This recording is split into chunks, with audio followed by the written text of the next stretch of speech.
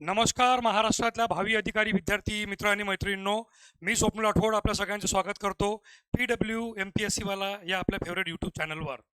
विद्यार्थी मित्रांनो, आज मी तुमच्यासमोर एक बेसिक प्रश्न घेऊन आलेलो आहे आणि सुरुवातीला सांगतो, क्लासच्या एंडला सांगण्याऐवजी सुरुवातीला सांगतो की या व्हिडिओवर तुमचे कमेंट नक्की सांगा. कारण एक राज्यसेवा किंवा MPSCच्या विविध परीक्षा आणि UPSC सारख्या सिव्हिल सर्व्हिस एक्झामिनेशनच्या प्रिपरेशनची तयारी करणारे तुम्ही विद्यार्थी, तुम्हाला या प्रश्नावर काय वाटतं याच्यावर तुमचे मत व्यक्त झालेच पाहिजे.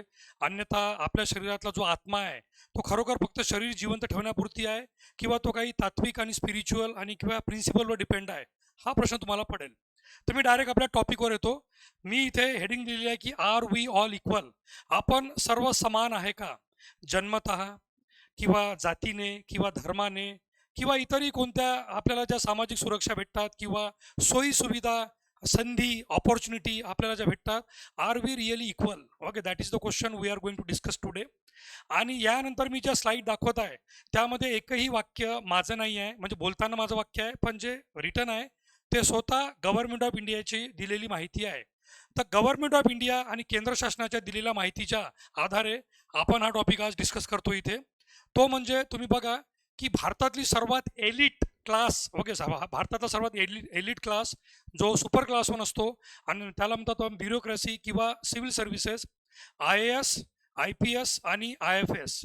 यापैकी इंडियन ॲडमिनिस्ट्रेटिव्ह सर्व्हिसेस म्हणजे भारतीय प्रशासकीय सेवा, इंडियन पोलीस सर्व्हिसेस म्हणजे भारतीय पोलीस सेवा आणि इंडियन फॉरेस्ट म्हणजे भारतीय वनसेवा, या ऑल इंडिया सर्व्हिसेस आहे. आणि तशीच एक सर्व्हिस आहे इंडियन फॉरेन, भारतीय परराष्ट्र किंवा विदेशी सेवा, जी ऑल इंडिया सर्व्हिस नाही, परंतु तिचा जो औरा आहे किंवा तिचा जो दर्जा आहे तो फारच नका म्हणजे उंचावलेला आहे. तर आपण IAS, IPS आणि इंडियन फॉरेन सर्व्हिसेसच्या आकडेवारीबद्दल इथे एक थक्क करणारी माहिती बघणार आहोत. जे मी म्हटल्याप्रमाणे की ही आकडेवारी माझी नाही, ही तुम्ही पण चेक करू शकता स्वतः गव्हर्नमेंटच्या वेबसाईटवर जाऊन. हे माझं ओपन टू ओपन चॅलेंज आहे की यातला एकही फॅक्ट अँड फिगर मी माझ्या मनाने ॲड केलेला नाही. सरकारचा कार्मिक विभाग, ज्यांना कार्मिक विभाग लक्षात येत नाही त्यासाठी इंग्रजीमध्ये लिहून देतो इथे, DOPT. Okay, DOPT, department of personnel and training, DOPT. एवढं जरी तुम्ही सर्च केलं, department of personnel and training, Bharat सरकारच्या कार्मिक विभागाच्या मंत्र्यांनी IAS आणि IPS या दोन अखिल भारतीय सेवा आणि ऑल इंडिया सर्व्हिसेसमध्ये प्रवर्गानुसार, म्हणजे जनरल कॅटेगरी, SC, ST आणि OBC असे जे प्रवर्ग, यामध्ये 2020 ते 2024 या 4 ते 5 वर्षात अधिकाऱ्यांची संख्या दिलेली आहे, संख्या प्रवर्गानुसार. आणि केंद्र सरकारने संसदेमध्ये ही माहिती दिलेली आहे, संसदेमध्ये चालू अधिवेशनाच्या याच्यात, की 2020 ते 2024 या कालावधीमध्ये IAS एकूण जेवढे IAS पद भरण्यात आले त्यापैकी 92% हे जनरल किंवा ओपन कॅटेगरीचे आहे. म्हणजे 8% SC, ST, OBC आले. उर्वरित 8% इथे SC, ST आणि OBC आले. 92% फक्त आणि फक्त एकाच कॅटेगरीमधले आहे, जनरल किंवा open. IPS Indian police services 90% general कॅटेगरीमधून आहे, म्हणजे उर्वरित नाका जे 10% आहे ते SC, ST आणि OBC.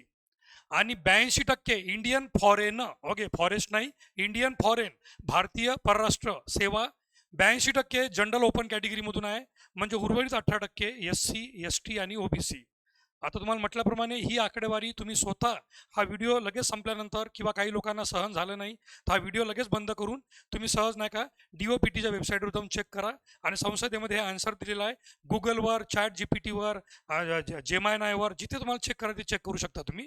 तर अशा प्रकारची माहिती स्वतः केंद्र सरकारच्या कार्मिक मंत्रालयाने संसदेमध्ये उत्तरात दिली की मागच्या 5 वर्षात जी IAS, IPS आणि IFS पद भरण्यात आली त्यामध्ये जनरल कॅटेगरीचे 92%, 90% आणि 82% अनुक्रमे IAS, IPS एकाच कॅटेगरीमधले आहे.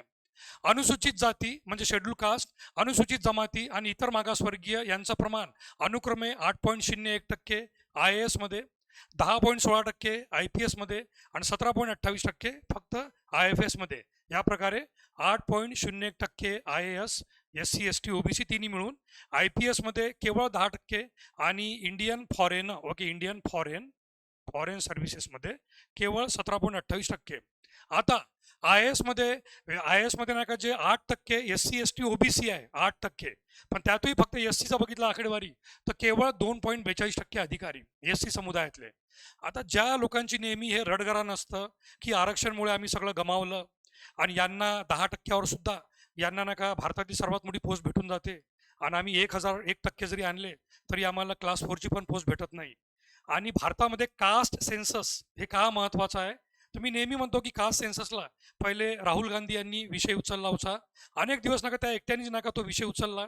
त्याला सुरुवातीला स्वतः पंतप्रधान नरेंद्र मोदी आणि अनेक लोकांनी विरोध केला की म्हणे भारतामध्ये जातीयवाद पहिलेच जास्त आहे, कास्ट सेन्ससने अजून जातीयवाद वाढेल. त्यामुळे अनेक लोक आपापल्या पक्षाचे फॉलोवर या लोकांनी त्या आपापली बाजू धरली. पण अचानक एक दिवस स्वतः पंतप्रधान नरेंद्र मोदी यांनी म्हटलं की हो, जात म्हणजे कास्ट सेन्सस करण्यात येईल आणि तो लवकरात लवकर करण्यात येईल आणि या 2026-27च्या डेकेडल सेन्सस म्हणजे 10 वार्षिक जनगणनेसोबतच करण्यात येईल. तर जे लोक पहिले जातीयवाद वाढणार आहे असे म्हणत होते, विशेष करून पंतप्रधान मोदी आणि त्यांचे फॉलोवर, त्यांनी लगेच आपले सूर बदलले. कारण त्यांनी म्हटलं की यार पंतप्रधान मोदी म्हणत आहे म्हणजे काहीतरी विचार करून म्हटलं असेल. त्यामुळे त्यांनी आपले शब्द मागे घेतले त्यांच्या फॉलोअरनी, मोदी यांचे फॉलोअर, आणि म्हटलं की मोदीजीने कहा होगा तो कुछ सोच समज के कहा होगा. आणि त्यांनी पण म्हटलं की कास्ट सेन्सस व्हायला पाहिजे. पण काहून व्हायला पाहिजे यांचं त्यांचं उत्तर नाही, कारण अनेक लोकांचं तर शिक्षणच नाही आणि त्यातल्या अनेक लोकांना हे सुद्धा माहीत नाही की आरक्षण हे जातीला न देता वर्गांना देण्यात येतं. वर्गांना म्हणजे आरक्षण आपल्या भारतामध्ये कास्ट याला न देता क्लास यांना देण्यात येतं. ओबीसी मध्ये सुद्धा जो सी शब्द आहे त्याला अनेक लोक कास्ट म्हणून कास्ट म्हणतात. इथूनच त्यांची बौद्धिक क्षमता माहीत पडते की जे ओबीसीच्या सीला कास्ट म्हणतात कास्ट, पण ते अदर बॅकवर्ड क्लासेस आहे, अदर बॅकवर्ड क्लासेस. आणि भारतीय राज्यघटनेच्या कलम 15 मध्ये स्पष्टपणे म्हटलेलं आहे की वर्ग कोणते, तर मागास वर्ग. तेही मागास वर्ग कोणते, सामाजिक व शैक्षणिक दृष्ट्या मागास वर्ग. तर भारतीय राज्यघटनेच्या कलम 15 नुसार सामाजिक म्हणजे सोशली अँड एज्युकेशनली बॅकवर्ड क्लासेसलाच ना काही देण्यात आलेलं आहे आरक्षण. आणि या सामाजिक आणि शैक्षणिक दृष्ट्या मागासवर्गीयामध्ये अनुसूचित जाती, अनुसूचित जमाती आणि ओबीसी या तिघांचा समावेश होतो. तर बघा तुम्ही, केवळ भारतातल्या नाही का केवळ 5 वर्षातल्या IAS अधिकाऱ्यांपैकी 2.42% अधिकारी SC समुदायातल्या म्हणजे निग्लिजिबल, 1.2% ST म्हणजे यांचा आकडा तर ना के बराबर आहे 1.2%. आणि भारतातला सर्वात मोठा जो जनसमुदाय ओबीसी म्हणजे 60% लोकसंख्या ज्यांची आहे त्या ओबीसींचा केवळ 4.39%. म्हणजे ओबीसींची लोकसंख्या किती आहे, 60%. भारताचं राजकीय भवितव्य ही ओबीसी कॅटेगरी ठरवते. पण याच ओबीसी कॅटेगरीमधून IAS गटामध्ये किती आहे, केवळ 4.39%. म्हणजे फक्त 8% IAS गेल्या 4 वर्षात या आरक्षित वर्गातून म्हणजे आरक्षण वर्गातून झालेले, ज्यांना आरक्षण देण्यात येतं. IPS मध्ये 3.6% SC समुदायाचे, 1.54 ST समुदायाचे आणि केवळ 5.5% या ओबीसी समुदायाचे. म्हणजे ही टक्केवारी 10%च्या पुढे जात नाही किती काही केलं तरी. आणि इंडियन फॉरेन सर्व्हिसेस यामध्ये 4.39 SC, 2.21 ST आणि 10.67% OBC या समुदायातल्या अधिकारी आहे. इथेही लोकसंख्या आणि त्या लोकसंख्येनुसार मिळणारी जागा फक्त 17% आहे. आता प्रश्न हा आहे की IAS मध्ये SC ST आणि OBC समुदायातल्या अधिकाऱ्यांची संख्या अनुक्रमे SC समुदायातून 135 IAS आहे संपूर्ण भारतात. संपूर्ण भारतातले 28 राज्य, 8 केंद्रशासित प्रदेश या सगळ्यांना मिळून फक्त नाही का 135 नाही का जे अधिकारी आहे IAS अधिकारी शेड्यूल कास्टमधले, ST म्हणजे आदिवासी प्रवर्गातले तर फक्त 67 आणि OBC ज्यांची लोकसंख्या 145 कोटीपैकी 60 कोटी म्हणजे जवळपास 90 कोटी, 85 ते 90 कोटी ज्यांची लोकसंख्या आहे, त्या 90 ते 85 कोटी लोकसंख्या असणाऱ्या ओबीसी मधून केवळ 245 हे IAS अधिकारी आहे. IPS मध्ये सुद्धा SC समुदाय 141, ST 71 आणि OBC 231. आणि इंडियन फॉरेन सर्व्हिसेसमध्ये SC ST आणि OBC मधून अनुक्रमे 95, त्यानंतर 48 आणि 231 एवढे आहे. वरील आकडे स्पष्ट सांगतात की देशातल्या सर्वोच्च सेवांमध्ये अजूनही सर्वसाधारण प्रवर्ग, ज्यांना जनरल वर्ग किंवा ओपन वर्ग असं म्हणण्यात येतं, प्राबल्य प्रचंड आहे. तर SC ST आणि OBC यांचं प्रतिनिधित्व अत्यल्प म्हणजे त्यातल्या ना का ST समुदाय यांच्या तर अनेक जागी ST आणि SC यांचं ना के बराबर आहे 1%, 2%. आता ही विचार करण्यासारखी गोष्ट आहे की एकीकडे भारतीय राज्यघटनेचं कलम 15(3) आणि कलम 16 म्हणतं की सर्वांना सार्वजनिक क्षेत्रामध्ये नोकऱ्यांमध्ये समान संधी. ठीक आहे, समान संधी. आपण समान आकडेवारी नाही म्हणत आहे, आकडेवारी ती कधीच पॉसिबल नाही. परंतु ज्यांची लोकसंख्या प्रचंड आहे त्यांचं म्हणजे त्यांची हिस्सेदारी किंवा त्यांची भागीदारी किती आहे? अत्यंत निग्लिजिबल. आणि ज्यांची लोकसंख्या अत्यंत कमी आहे त्यांची नाही का हिस्सेदारी किती आहे? म्हणजे जेवढ्याही टॉप मोस्ट पोझिशन आहे किंवा जेवढ्याही मोठमोठ्या जागा आहे किंवा जेवढी मोठमोठे पद आहे त्यामध्ये SC ST आणि OBC यांचं प्रतिनिधित्व रिप्रेझेंटेशन किती आहे? निग्लिजिबल. जेव्हा की लोकसंख्या OBC SC ST यांची मिळूनच एकूण लोकसंख्या ही नाही का जवळपास 75 ते 80% जाते, 75 ते 80% किंवा 70% जाते. त्यातले OBC 60% आहे, 54 ते 60%. परंतु सरते शेवटी नाही का आता सर्वात महत्त्वाची गोष्ट की आपल्या भारतामध्ये इक्वॅलिटी ओके आपल्या भारतामध्ये इक्वॅलिटी म्हणजे काय म्हणण्यात येतं की जी UPSC ची परीक्षा या व्यक्तीसाठी आहे तीच या व्यक्तीसाठी आहे आणि तीच या व्यक्तीसाठी आहे. मग झाली समानता. म्हणजे UPSC मधले क्वेश्चन आन्सर प्रश्न उत्तर सगळ्यांसाठी सारखे आहे. जी की चांगली गोष्ट आहे, खरोखर चांगली गोष्ट आहे की पेपर सगळ्यांसाठी सारखा असतो. परंतु सगळ्यांना हे नका समान पेपर आहे आणि सगळ्यांना अशी नका हे म्हणजे हे देण्यात आलेली आहे, एक नका सेम टू सेम नका साईजचा टेबल देण्यात आलेला आहे. म्हणजे इक्वॅलिटी आपण या लोकांवर इक्वॅलिटी मानतो. परंतु जेव्हा की गरज कशाची आहे? इक्विटी. की जो ऑलरेडी वेल सेटल्ड आहे, ज्याला गरज पण नाही टेबलवर उभी राहायची, तो स्वतःहून उभा राहून मॅच बघू शकतो. जो थोडाफार मिडलमध्ये आहे, ज्याला एकच बॉक्सची गरज आहे आणि जो खराखर म्हणजे अनेक वर्षापासून वंचित गट आहे, अनेक वर्षापासून वंचित गट, तो पण कलम 15 यानुसार सामाजिक व शैक्षणिकदृष्ट्या मागासवर्गीय, सोशली अँड एज्युकेशनली बॅकवर्ड, त्याला या 2 बेंचची गरज आहे. म्हणजे प्रश्न हा आहे की तुम्ही समानता अशी आणू इच्छित आहे की संधीची समानता, अपॉर्च्युनिटी. बरं, हे तर झालं IAS IPS आणि IFS या पदातलं. ओव्हरऑल जर बघितलं आपल्या भारतामध्ये की बिझनेस क्लासेसमध्ये जे मोठमोठे नावं आहे, मोठमोठे भारतातले मोठमोठे व्यापारी किंवा आपापल्या शहरात आणि गावात सुद्धा जे व्यापारी आहे त्यापैकी SC ST OBC किती आहे? मीडिया जो भारतातला चौथा स्तंभ आहे त्यापैकी SC ST OBC किती आहे? आता इथे आपण मीडियामध्ये आरक्षण नाही मागत आहोत, पण लोकांना मीडियामध्ये जायची अपॉर्च्युनिटी, संधी लहानपणापासून किती लोकांना भेटली? बिझनेस स्टार्ट करण्याची अपॉर्च्युनिटी, संधी किंवा कॅपिटल SC ST OBC ना लहानपणापासून किती लोकांना भेटली? त्याचप्रमाणे जेवढेही क्षेत्र आहे, बॉलिवूड म्हणा, मराठी इंडस्ट्री म्हणा, आहे की नाही, किंवा भारतातले जेवढेही नका क्रीम पोस्ट आहे, या सगळ्यामध्ये SC ST OBC यांना अपॉर्च्युनिटी किती भेटली आणि त्यांना लहानपणापासून तो प्लॅटफॉर्म भेटला का? रेडीमेड प्लॅटफॉर्म, की खरोखर आई वडील चांगल्या सर्व्हिसमधले होते किंवा समाजामध्ये अपॉर्च्युनिटी इक्वल होती आणि समाजातल्या प्रत्येक लोकांसोबत यांना सुद्धा शिक्षणाची व्यवस्था, शाळा, कॉलेज, क्वालिटी, क्वांटिटी सगळी इक्वल भेटली का? याचं उत्तर काय असू शकतं हे तुम्हीच सांगा. पण सर्वात महत्त्वाची बाब, आता आपण जी आकडेवारी बघितली ती आकडेवारी गव्हर्नमेंटने दिलेली आहे. ती आकडेवारी गव्हर्नमेंटने दिलेली आहे आणि department of personal and training स्वतः गव्हर्नमेंटने संसदेतल्या उत्तरात 80 ते 90% पेक्षा जास्त पद एका प्रवर्गाकडे म्हणजे जनरल किंवा ओपन वर्गाकडे आहे. 80 ते 90% पेक्षा जास्त पद. तेव्हा अन्याय नेमका कोणावर होत आहे हा प्रश्न त्या लोकांसाठी आहे ज्यांना आरक्षणाचा सुद्धा माहीत नाही. त्यांनी फक्त इकडे तिकडे कधी पान टपरीवर, चहाच्या टपरीवर 1-2 मोठ्या लोकांकडून गोष्टी ऐकल्या असेल आणि त्याच गोष्टींना ते समोर फॉरवर्ड नेत राहतात. पण तुम्ही आरक्षणाचा कधी बेसिक अभ्यास केला का? भारतीय राज्यघटनेत आरक्षणाचं कोणतं कलम आहे? आरक्षण कोणत्या वर्गांना कोणत्या चॉईसनुसार देण्यात येतं? सुप्रीम कोर्टमध्ये आरक्षणाचे कोणकोणते महत्त्वाचे खटले झाले? इंद्रसाहनी खटल्यामध्ये ओरिजिनल म्हणजे जो निकाल आहे तो केवळ 50% पुरती आहे की त्याच्या पलीकडे सुप्रीम कोर्टने काही म्हटलं आहे का? आहे की नाही? या सगळ्या गोष्टींचा विचार भारतातल्या 99% लोकांना माहीत नाही. कारण भारतातल्या 99% लोक डॉक्टर, इंजिनियर, बाकी काही बनले असेल, BSc BCom, परंतु त्यांना राज्यघटनेमधलं आरक्षणाचं कलम 15, इंद्रसाहनी खटला आणि आरक्षणाच्या मागचा इतिहास आणि त्यामागे का इंग्रजांच्या काळापासूनचा इतिहास हा सगळ्यांना माहीत आहे का?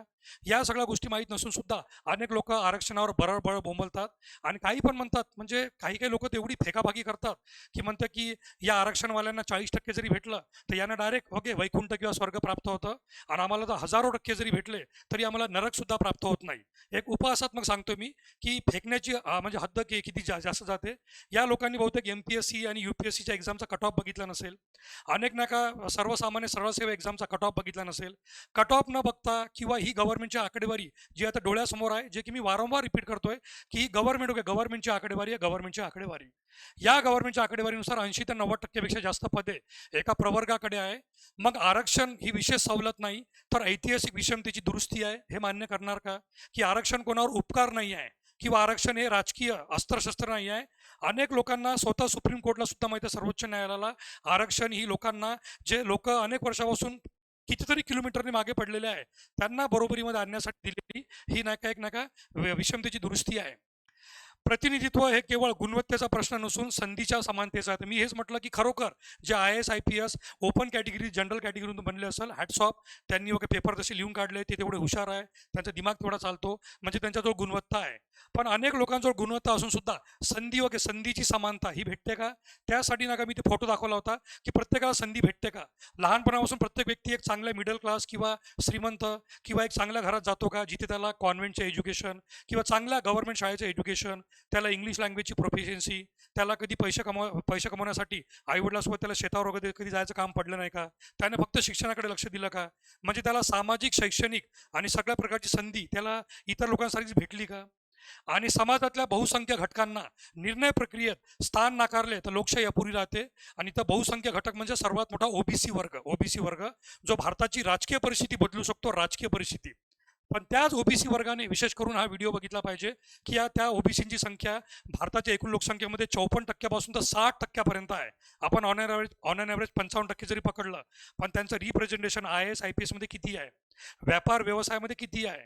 शेती त्यांच्याजवळ किती आहे? शेती आहे तर बागायती शेती आहे का? त्यांच्या नावानं कोऑपरेटिव्हची मालकी आहे का? मोठमोठ्या बँका किंवा कोऑपरेटिव्ह सोसायटी यांची मालकी आहे का? त्यांच्याकडे शेअर मार्केटमध्ये, म्युच्युअल फंडमध्ये किती पैसा गुंतवलेला आहे? स्वतःचं घर आहे तर किती मोठं घर आहे? शेती आहे तर किती आहे? अजूनही बाकीच्या व्यवस्था आणि सोयीसंधी ना का इतर लोकांसारख्या बरोबरी आहे का तुमच्या लोकसंख्येच्या की तुमच्या लोकसंख्येच्या प्रमाणात? तर ही जी आकडेवारी आहे IAS IPS IAS IPS या सर्व्हिसेसमधली, ही नाका थक्क करणारी. म्हणजे इमॅजिन करा की अनेक लोक जो आरक्षणावर सरळ आरोप टाकून मार्ग मोकळा करतात, तर नाही, ही आकडेवारी स्वतः गव्हर्नमेंटने दिलेली आहे. आता गव्हर्नमेंटची जबाबदारी आहे की संसदेमध्ये यावरती अजून काय उत्तर देतात. जर त्यांना प्रश्न विचारला की असं का SC ST आणि OBC यांची प्रतिनिधित्व किंवा आकडेवारी एवढी कमी का, की हे लोक परीक्षेला बसत नाही का, किंवा यांना परीक्षेला बसण्यासाठी म्हणजे त्यांना संधी भेटत नाही का, किंवा फॉर्म भरत नाही का? आणि यासोबतच सफदरजंग मेडिकल कॉलेजमधला तो प्रसिद्ध तुम्हाला केस माहीत असेल, जिथे SC ST आणि OBC यांना प्रवर्ग पाहून मुद्दामून फेल करण्यात आलं होतं. प्रसिद्ध खटला आहे सफदरजंग मेडिकल कॉलेजमधला, ते तुम्ही गुगलवर सर्च करा. जेव्हा नका त्यावर केस टाकण्यात आली आणि त्याची चौकशी करण्यात आली, एक आयोग नेमण्यात आला, तेव्हा लक्षात आलं की खरोखर त्या पेपर चेक करणाऱ्याने मुद्दामून SC ST आणि OBC असे ते नावं आणि त्यांचे नाव सरनेम पाहूनच त्यांना फेल करण्यात आलं. अनेक वर्ष फेल करण्यात आलं. त्यांचे म्हणजे करिअर बर्बाद करण्याचा प्रयत्न करण्यात आला. शेवटी त्या पेपर चेकरवर SC ST atrocities prevention of ॲट्रॉसिटीमध्ये ॲक्टमध्ये त्यांना हे करण्यात आला, खटला दाखल करण्यात आला, नुकसान भरपाई देण्यात आली विद्यार्थ्यांना. पण माझं म्हणणं आहे की एकीकडे मानवतेची गोष्ट करणारे, एकीकडे व्हॉट्सअप आणि फेसबुकवर आपल्या सगळ्यांना एकत्र यावं लागेल असं म्हणणारे, मग जेव्हा जातीचा विषय येतो त्या जातीवर असा राग का काढतात?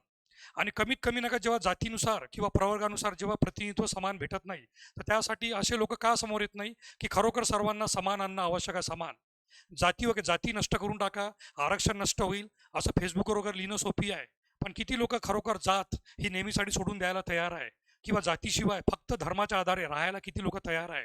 या सगळ्या प्रश्नाची उत्तर, आणि विशेष करून IAS IPS आणि IFS मध्ये SC ST आणि OBC यांचं जे प्रतिनिधित्व आहे, यावर विद्यार्थी मित्रांनो आपले नक्की मत मांडण्याचा प्रयत्न करा आणि सांगण्याचा प्रयत्न करा. कारण मी सुरुवातीला तुम्हाला म्हटलं मी की खरोखर आपले मत मांडा की तुमच्या आतमधली जी आत्मा आहे ती फक्त शरीर जिवंत ठेवण्यासाठी आहे की ती कोणत्या ना कोणत्या प्रिन्सिपल किंवा तत्वावर जिवंत आहे. तोपर्यंत जय हिंद, जय महाराष्ट्र आणि जय संविधान. धन्यवाद. Thank you so much.